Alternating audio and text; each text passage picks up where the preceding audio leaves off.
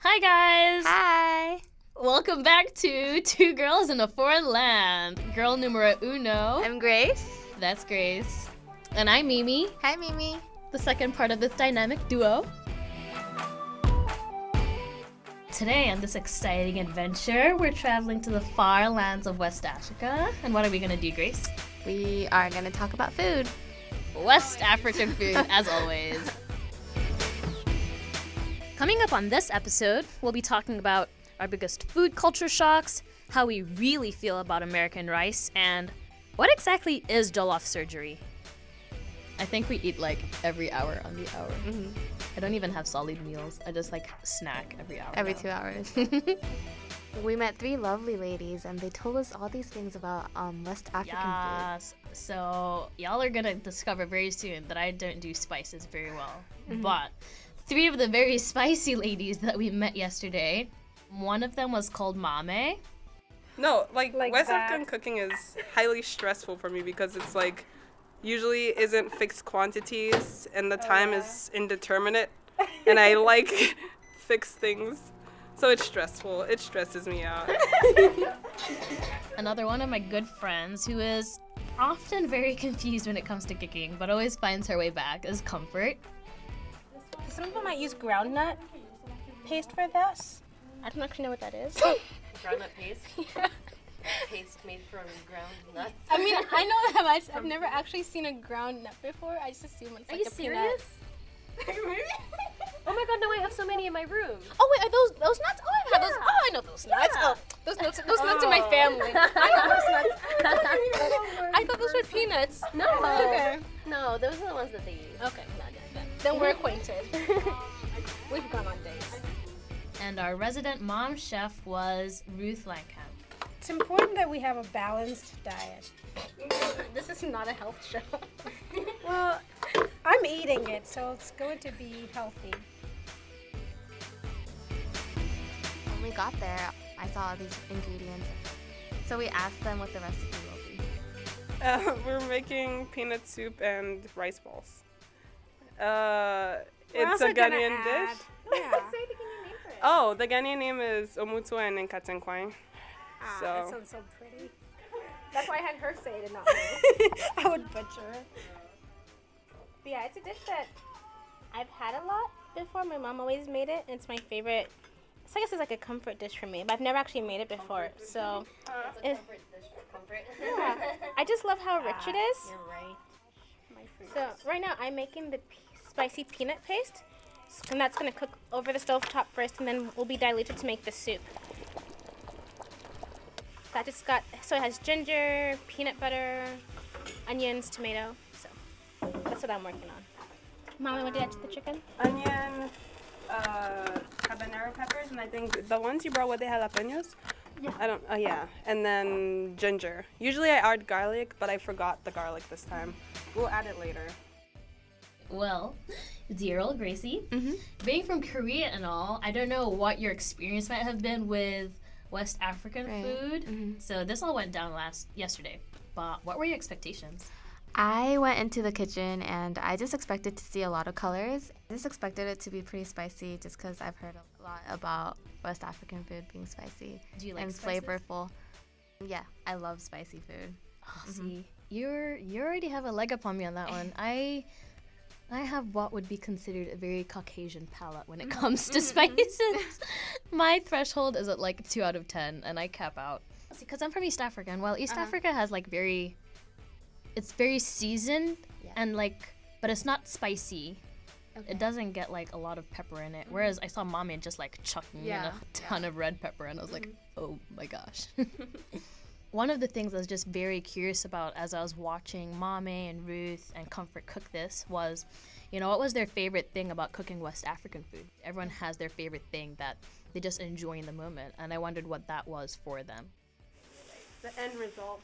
Yes. The time. I remember the time last year when Mom and I were making jollof rice. It took like the whole afternoon in the kitchen, partly because we were just slightly incompetent, but it was just the whole afternoon we were just And I don't like the recipe. we were just singing and sharing music and staying in the kitchen, and everyone was walking by like, what are you guys actually doing? But it was just rush so much when they're cooking. Like all the cooking shows these days are just like, can you do it in 30 minutes or less? Yeah. So it's really nice just to be able to just walk in and out of the kitchen, be doing things and being with people together who aren't going to leave you be like, this is taking too long. I've been tempted. Yeah. She's almost, Sorely tempted. she's a quitter when it comes to stuff. I think there's like a wider aspect of creativity involved. If you make a mistake, you could add ginger, or I don't know, you could fix it. And you have more, you just have the time and the creativity to fix things.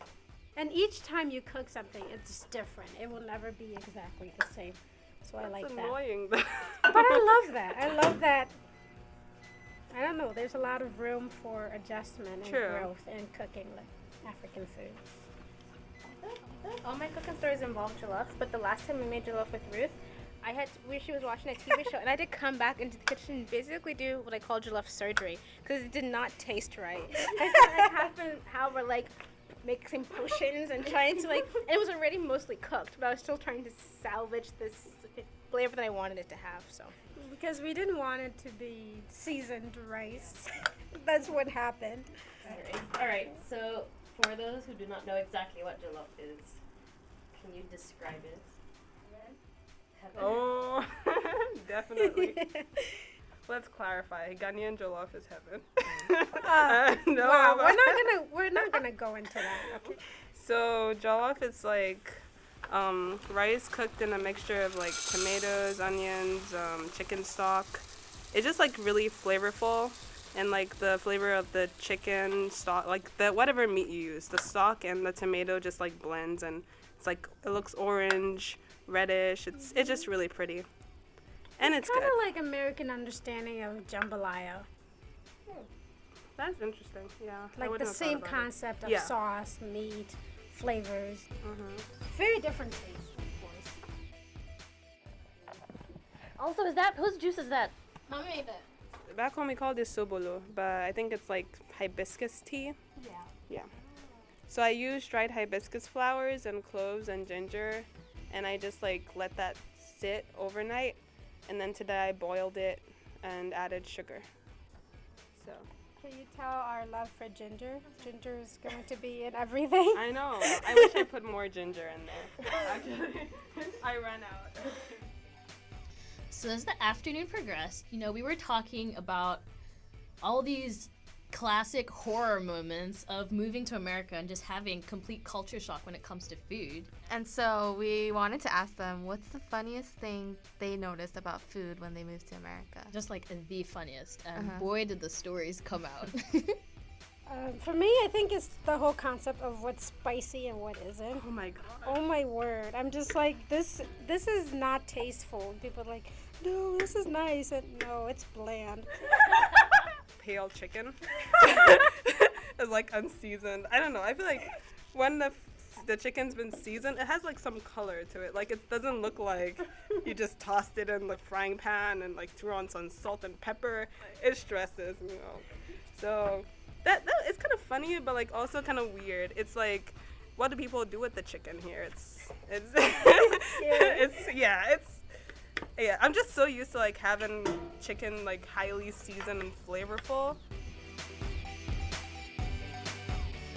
It's hard to cook there- like African food for other people because I think there's just this nitpicky attitude that comes with it. And Huh. like you're like, I want you to enjoy this as much as I do, and you know they won't, just because they don't have the same cultural background and understanding of just how this is done.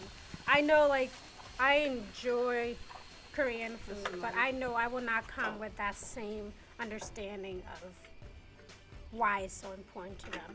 But I think like an openness is like Yeah. best. People Yeah. I think for me it's been the opposite, where like most people who tried it have been like super open to try it, and it's like most of the time the jollof that they've tasted has not been the best, but they're always like, oh my gosh, this is so good, or like they're Yeah. willing to try it. They don't Yeah. come in like, hey, what are you doing? Like, Yeah. what is this? Like it makes you feel like you're I'm making not gonna something eat this gross. because of whatever. Yeah, 'cause it's they're very different. open, and that's it's refreshing. It is. Okay, so how important is rice in a Korean diet?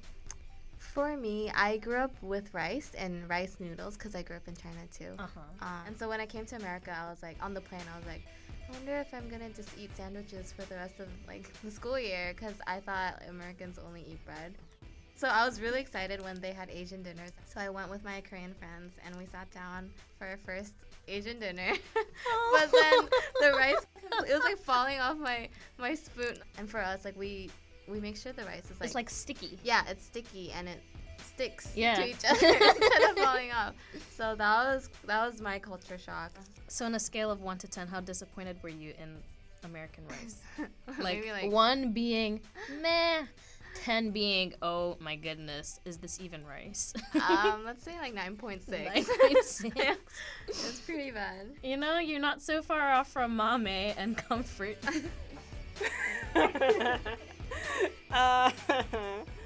Oh, wow. Well, I've made that mistake only a few times. The rice seems to serve no purpose. It has no vocation. The rice, I don't know what it's up to.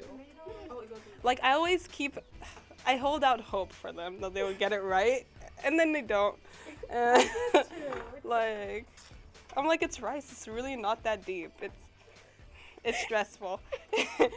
But yeah, everything is highly stressful.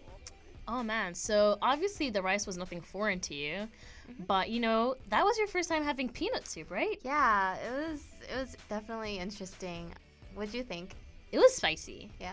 Not by any West African standards. In fact, I know mommy tried to make it pretty Less mild spicy? so that I could survive, but I still found it spicy. But it was good. And you know, I'm vegetarian, so I didn't eat the chicken, but even that looked good. Yeah. Overall, a quality meal. 10 out of 10, Yes. guys. Visit Comfort Mommy and Ruth's Kitchen for a quality meal. Sounds like I'm advertising.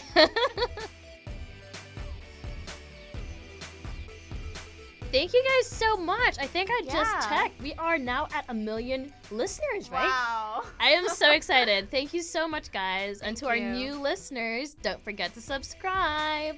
See you next time on Two Girls in a Foreign Land.